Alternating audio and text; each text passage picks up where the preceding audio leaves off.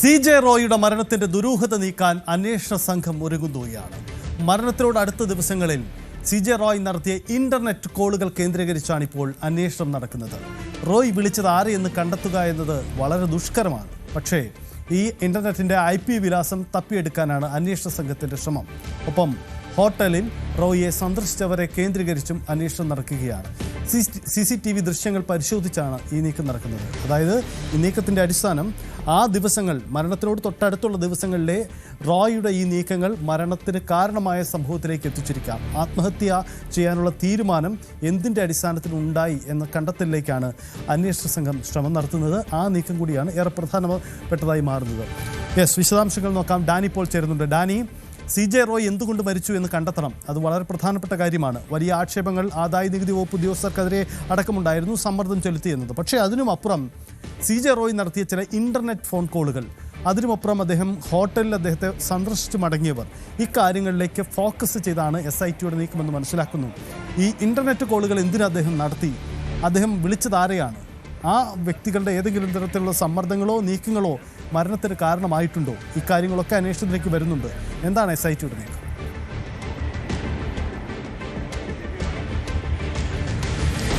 സജിത്ത്, ഇതിൽ റോയിയുടെ മരണത്തിൽ ദുരൂഹത നീക്കേണ്ടതിന് കൃത്യമായ രീതിയിൽ തന്നെ അന്വേഷണം മുന്നോട്ട് പോകേണ്ടതുണ്ട്. കാരണം എന്തിന് ആത്മഹത്യ ചെയ്തു എന്നത് വലിയ ചോദ്യമായി ഇപ്പോഴും അവശേഷിക്കുകയാണ്. കാരണം അതിലേക്ക് എത്താനായിട്ട് ഇതുവരെയും കഴിഞ്ഞിട്ടില്ല എന്നത് തന്നെയാണ്.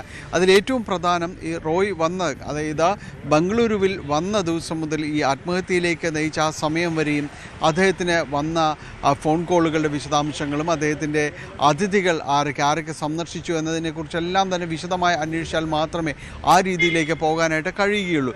കഴിഞ്ഞ കുറേ നാളുകളായിട്ട് ആദായ നികുതി വകുപ്പ് കോൺഫിഡൻറ്റ് ഗ്രൂപ്പിനെ സംബന്ധിയായ കാര്യങ്ങളിൽ വലിയ രീതിയിലുള്ള അന്വേഷണം നടത്തുന്നുണ്ട്. പ്രത്യേകിച്ച് ആരൊക്കെയാണ് അതിലെ നിക്ഷേപകർ, ആർക്കൊക്കെ അതുമായി ബന്ധപ്പെട്ടുകൊണ്ട് ഇടപാടുകളുണ്ട് എന്നതെല്ലാം തന്നെ ആദായ നികുതി വകുപ്പ് പരിശോധിക്കുകയാണ്.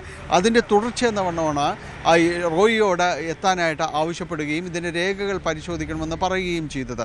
ഈ ദിവസങ്ങളിൽ വന്നതുമായി ബന്ധപ്പെട്ടുകൊണ്ട് തന്നെയാണ് ഈ പരിശോധനകൾ ഇപ്പോൾ മുന്നോട്ട് പോകുന്നത്. റോയ് വിളിച്ചിട്ടുള്ള ഫോൺ കോളുകളുടെ വിശദാംശങ്ങൾ പരിശോധിക്കപ്പെടുകയാണ്. പ്രത്യേകിച്ച് അതിൽ ഏറ്റവും ദുരൂഹതയുണർത്തുന്നത് ഇൻ്റർനെറ്റ് കോളുകളാണ് ആ സമയത്ത് ഉപയോഗിച്ചതെന്നതാണ്. വളരെ നിർണായകമായ സമയത്ത് റോയിയുടെ ഓഫീസിൽ പരിശോധന നടക്കുന്ന സമയത്ത് റോയി ഫോൺ ചെയ്തിരുന്നത് ഇൻ്റർനെറ്റ് കോളുകൾ ഉപയോഗിച്ചായിരുന്നു എന്നതെല്ലാം തന്നെ ഇതിൻ്റെ ദുരൂഹത വർദ്ധിപ്പിക്കുകയും അതിൻ്റെ വിശദാംശങ്ങൾ ആരായുകയും ചെയ്തിട്ടുണ്ട് അന്വേഷണ സംഘം. ഇതിൽ IP അഡ്രസ്സുകൾ കേന്ദ്രീകരിച്ചുകൊണ്ടാണ് ഇതിൽ അന്വേഷണം നടക്കുന്നത്. നമുക്കറിയാം, ഈ ഇൻ്റർനെറ്റ് കോളുകൾ പലതും തന്നെയും പലപ്പോഴും ആളുകൾ ഉപയോഗിക്കുന്നത് ഇത് ട്രാക്ക് ചെയ്യാതിരിക്കാനും പെട്ടെന്ന് തന്നെ അതിൻ്റെ ഒരു ഉപയോക്താക്കളെ കണ്ടെത്താതിരിക്കാനും എല്ലാം തന്നെ അത്തരം രഹസ്യ സംഭാഷണങ്ങൾക്ക് പലരും തന്നെ ഉപയോഗിക്കുന്നുണ്ട്. അപ്പോൾ ഇതിനു വേണ്ടിയാണോ ഉപയോഗിച്ചത്? അതല്ലാതെയും ഉപയോഗിക്കാം. ഇതിനു വേണ്ടിയാണോ ഉപയോഗിച്ചതെന്ന സംശയം അന്വേഷണ സംഘത്തിനുണ്ട്. അതുകൊണ്ടാണ് ഇതുമായി ബന്ധപ്പെട്ടുകൊണ്ട് കൂടുതൽ അന്വേഷണത്തിലേക്ക് പോകാൻ തീരുമാനിച്ചത്. റോയിയെ സന്ദർശിച്ചിരുന്നവർ ആരൊക്കെയാണ് എന്നത് ഇതിൽ പ്രാഥമികമായ മൊഴിയെടുക്കുമ്പോൾ അദ്ദേഹം എപ്പോഴും താമസിക്കുന്ന വീട്ടിൽ അന്ന് താമസിച്ചിരുന്നില്ല, ആ ദിവസങ്ങളിൽ താമസിച്ചിരുന്നില്ല. അവിടെ അറ്റകുറ്റപ്പണികളായിരുന്നു. അദ്ദേഹം മറ്റൊരു ഹോട്ടലിലാണ്, വലിയൊരു ഹോട്ടലിലാണ് താമസിച്ചിരുന്നത്. അവിടെ സന്ദർശനത്തിനായി വന്നവരുണ്ട്. അവരുടെ ലിസ്റ്റ് എടുത്ത് അവരിലേക്ക് അന്വേഷണ സംഘം പോകുന്നുണ്ട്. ഒപ്പം അദ്ദേഹം കൊണ്ടുവന്ന ലഗേജുകൾ അതെന്തായിരുന്നു എന്നതടക്കമുള്ള കാര്യങ്ങൾ പരിശോധിക്കുന്നുണ്ട്. കൂടുതലുമായി ഇതുമായി ബന്ധപ്പെട്ടുകൊണ്ടുള്ള നിക്ഷേപകരുമായി ബന്ധപ്പെട്ടുകൊണ്ടുള്ള വിവരങ്ങൾ, ഡിജിറ്റൽ ഡിവൈസുകൾ ഇതെല്ലാം സൂക്ഷിച്ചിട്ടുള്ളത് ദുബായ് കേന്ദ്രീകരിച്ചാണെന്നാണ് പറഞ്ഞിട്ടുള്ളത്. ഓഫീസ് സ്റ്റാഫും കുടുംബാംഗങ്ങളും പറഞ്ഞിട്ടുള്ളതും അത് തന്നെയാണ്. അപ്പോൾ അത്തരം കാര്യങ്ങളിലേക്കെല്ലാം തന്നെ പോകേണ്ടതുണ്ട്. ഏറ്റവും സംശയാസ്പദം ഈ ഫോൺ കോളുകൾ കേന്ദ്രീകരിച്ചുള്ളതാണ്. അതിനുശേഷമാണ് ആത്മഹത്യയിലേക്കെല്ലാം തന്നെ പോയിരിക്കുന്നത്.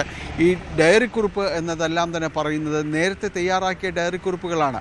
അപ്പോൾ അതിനെ ഇദ്ദേഹം മാനസികമായിട്ട് ഒരുങ്ങിയിരുന്നു. കാരണം വലിയ ബിഗ് ട്രബിൾ എന്നതാണ് സഹോദരന് നൽകിയ സന്ദേശമെന്ന് പറയുന്നത്. അപ്പോൾ ഇതെല്ലാം തന്നെ നിക്ഷേപകർ സംബന്ധിയായ കാര്യങ്ങളിലേക്ക് അന്വേഷണം നീങ്ങുന്നു. അതിൻ്റെ ഒരു മാനസിക സംഘർഷം ഉണ്ടായിരുന്നു എന്നൊരു സംശയമാണ് പൊതുവിൽ നിലനിൽക്കുന്നത്.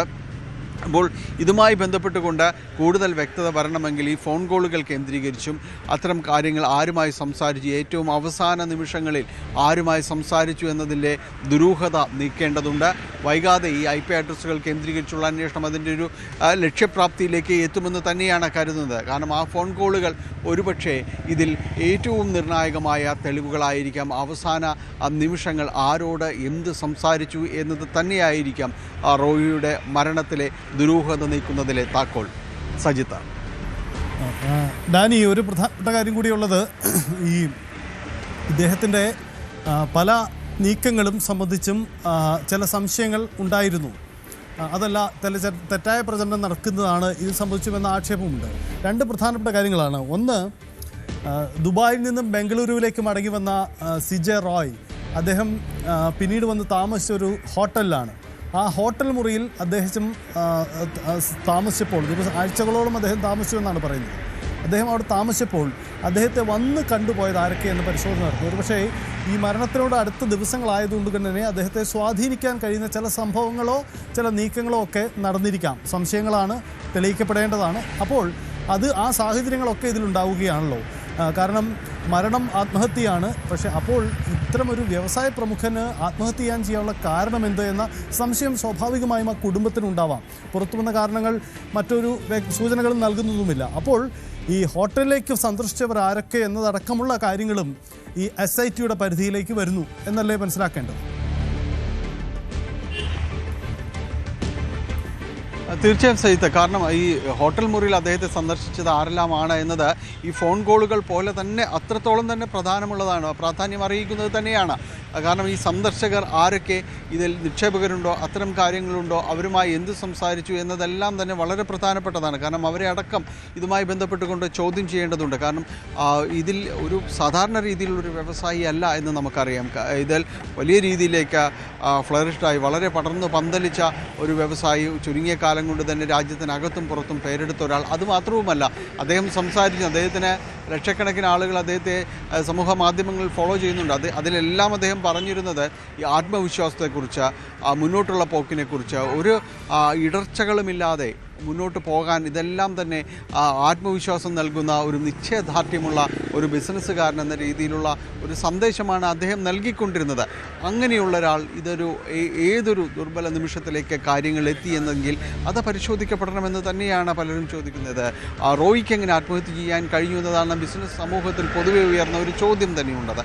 അപ്പോൾ ആ രീതിയിലേക്ക് അതിൻ്റെ ഒരു വ്യക്തതകളിലേക്ക് എല്ലാം തന്നെ പോകുന്നുണ്ടെങ്കിൽ ഈ ഹോട്ടലിലെ സന്ദർശകർ ആരെല്ലാമായിരുന്നു, അവർ എന്ത് സംസാരിച്ചു, അവർ എത്ര സമയം അവിടെ ചെലവഴിച്ചു എന്നതെല്ലാം തന്നെ പരിശോധിക്കപ്പെടുന്നുണ്ട്. അത്തരം കാര്യങ്ങളിലേക്കെല്ലാം അന്വേഷണ സംഘം നീങ്ങുകയാണ്. അന്വേഷണ സംഘം വൈകാതെ കൊച്ചിയിലേക്ക് അടക്കമെത്തും എന്ന് തന്നെയാണ് മനസ്സിലാക്കുന്നത്. കാരണം ഇവിടെ കൊച്ചിയും ബംഗളൂരുവും കേന്ദ്രീകരിച്ചാണ് ഈ കോൺഫിഡൻസ് ഗ്രൂപ്പിൻ്റെ പ്രധാന പ്രൊജക്റ്റുകളും പ്രധാനപ്പെട്ട ഒരിടവും എല്ലാം തന്നെ ഇവിടെ തന്നെയായിരുന്നു. ദുബായിൽ പിന്നീട് മറ്റൊരു കേന്ദ്രമായി മാറിയെങ്കിൽ കൂടിയും ഇവിടങ്ങളിൽ കേന്ദ്രീകരിച്ചാണ് കൂടുതൽ നിക്ഷേപങ്ങൾ ഉണ്ടാകുന്നതും ആദായ നികുതി വകുപ്പിൻ്റെ പരിശോധനകൾ ആദ്യം നടന്നിരുന്നതും കൊച്ചിയിൽ നിന്നായിരുന്നു. കൊച്ചിയിൽ നിന്നുള്ള ഉദ്യോഗസ്ഥരായിരുന്നു പിന്നീടും അവിടെ പരിശോധനയ്ക്ക് എത്തുകയും എല്ലാം തന്നെ ചെയ്തു. അപ്പോൾ എന്തായിരുന്നു ഇവിടുത്തെ ഒരു പ്രവർത്തനങ്ങൾ, ഇവിടെ നിക്ഷേപക സംബന്ധിയായ കാര്യങ്ങളിലുള്ള അന്വേഷണവും കാര്യങ്ങളും എല്ലാം മുന്നോട്ട് പോകുന്നുണ്ട്. അപ്പോൾ ഈ കാര്യങ്ങളിലെല്ലാം തന്നെ കൃത്യമായ ഒരു അന്വേഷണം നടക്കേണ്ടതുണ്ട്.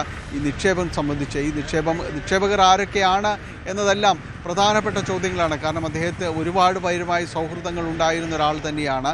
അത് ബിസിനസ് കമ്മ്യൂണിറ്റിക്ക് പുറത്തും വലിയ രീതിയിലുള്ള സൗഹൃദങ്ങളുണ്ടായിരുന്നു. സിനിമാ മേഖലയും അടക്കമുള്ള മേഖലകളിലുമെല്ലാം അദ്ദേഹത്തിന് സൗഹൃദങ്ങളുണ്ടായിരുന്നു. അപ്പോൾ അവിടങ്ങളിലെല്ലാം നിക്ഷേപകരുണ്ടായിരുന്നു. അവിടെ നിന്ന് ആ രീതിയിലുള്ളൊരു അന്വേഷണം വേണമോ, അവിടെ ചോദ്യം ചെയ്യൽ ആവശ്യമുണ്ടോ എന്നതെല്ലാം വരും ദിവസങ്ങളിൽ തീരുമാനിക്കപ്പെടും.